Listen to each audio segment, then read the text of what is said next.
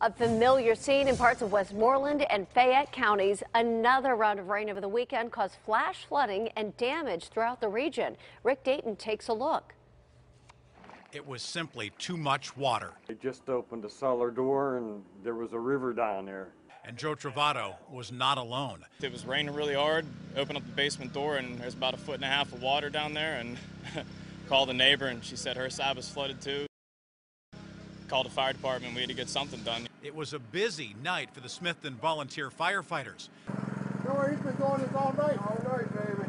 Chief Joel Ribniski says his guys and their pumps were running all night long. About 9 o'clock, we had storms go through here really hard, and a lot of flooding on 2nd Street, some on 1st Street.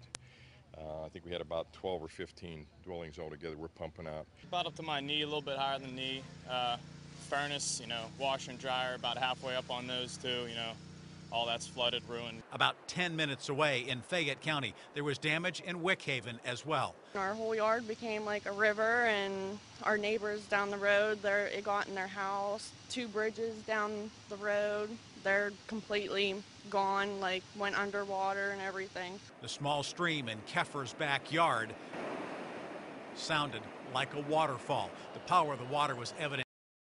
These steps were torn away from a house and deposited where they weren't supposed to be. We have 2 big craters in our yard. We have boulders in our yard, debris, everything. While forecasts called for rain for the better part of a week, it wasn't until Sunday it flooded.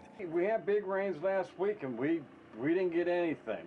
And a lot of them went around us, so I guess this is our turn. Rick Dayton, KDKA-TV News.